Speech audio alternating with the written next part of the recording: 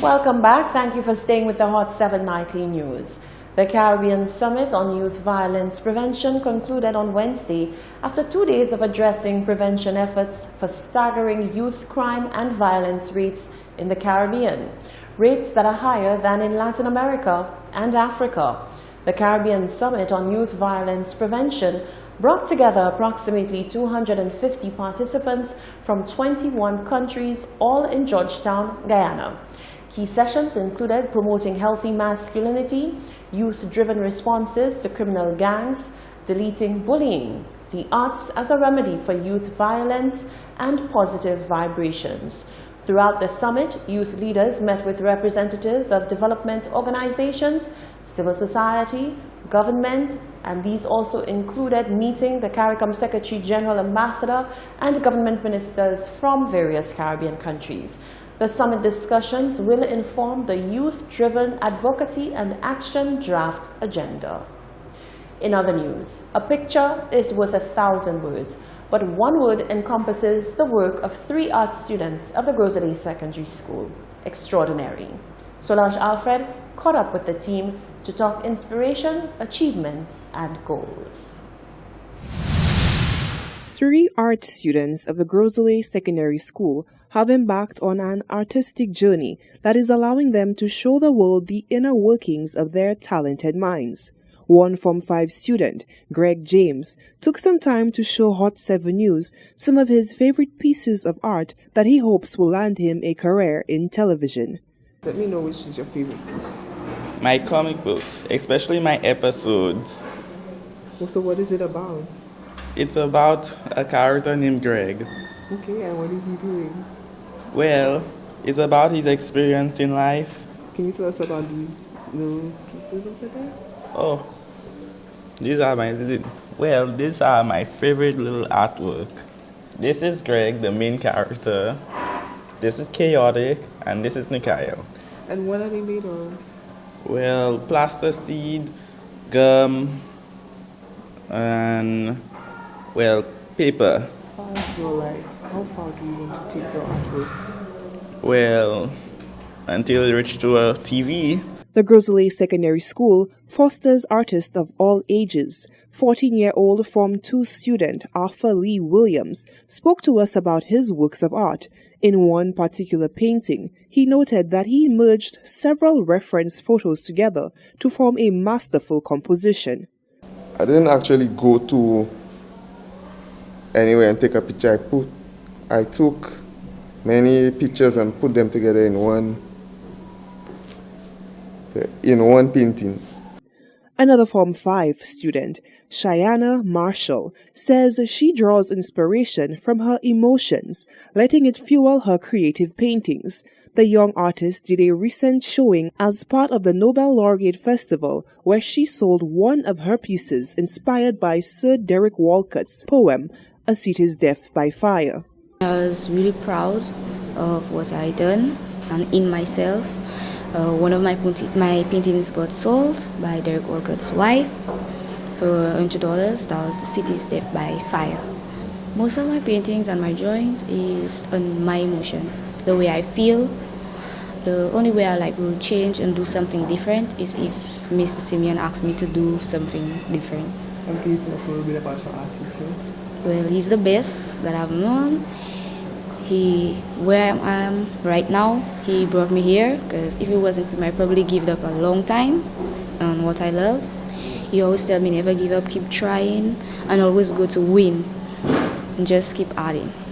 Paintings by Cheyenne Marshall were also on exhibition at the Me Curator Art Gallery, located at the Star Publishing Complex in Massad, Gros Islet.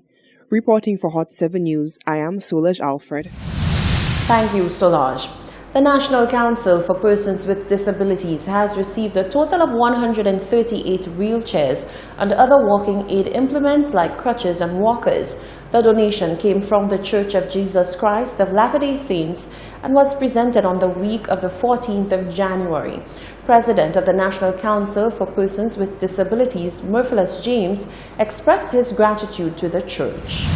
In St. Lucia, over the past few years, we've realized we never have enough wheelchairs, enough mobility devices. Persons with disabilities are on the rise. and we continue to face issues of access, being able to move around our cities, not just to our hospitals and health centers, but to our banks, our churches, our cinemas, to places of entertainment and recreation.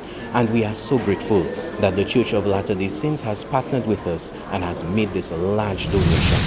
Latter-day Saints Charities member Donald Hart explained that 3 members of the charities trained 3 locals as to continue the program once the members of the Latter-day Saints Charities leave.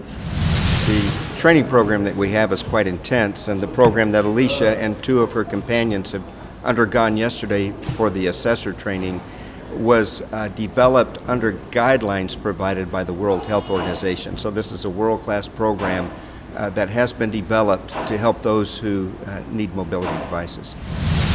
The organization has put a call out to persons who require devices to contact the National Council at 453-1539. The graduating class of Sandals is reaping the rewards of an intensive hospitality training program. The certification ceremony was held on Thursday at the Sandals Regency La Toc. Solange Alfred reports. A major source of economic wealth for the island of St. Lucia is generated from the hospitality industry. Sandals continues to play its part in ensuring that the crop of individuals entering into the industry are well trained in everything hospitality. A certification ceremony held on 17th January 2019 at Sandals Regency La Toc brought a successful end to a 10-week intensive training course. One participant, training in front office operations, Genevieve Auguste, noted that although the program was a difficult undertaking, it offered her an immense wealth of knowledge in front office procedure. My experience, I must say, was challenging at first because when I just came in, I was very nervous to start off in the front office because there's a lot of guest engagement there, and I felt that I am very shy, so I had to push myself a lot to be able to put myself out there to speak to guests and be able to answer all the questions that they have. Because at the front desk, they come with all questions from all departments, relating to all departments, So I really had to do my research and be very dedicated to the training to be able to do so and do my best. The 10-week course offered the participants the opportunity to sharpen their skills, both hard and soft, in a variety of areas. Training and Development Manager at Sandals Regency La Toc, Chanel Coens, praised the recent graduates for their commitment to the program. I believe this is by far one of our better groups of hospitality trainees. They're driven, they're go-getters. They typically, after they understand what is expected of them, they literally work with minimal supervision, and I think they understand what they're about and what they want, and they listen and they ask questions.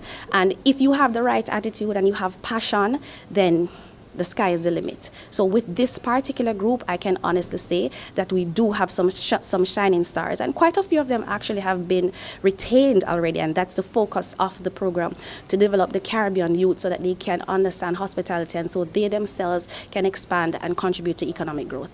The program is offered to individuals between the ages of 18 to 30 years, and Cohen highlighted that a hands-on training approach is taken to ensure that individuals with all levels of educational backgrounds are catered for. Reporting for Hot 7 News, I am Solange Alfred. You're watching the Hot 7 Nightly News. Sports News with Tennyson Glasgow is up next.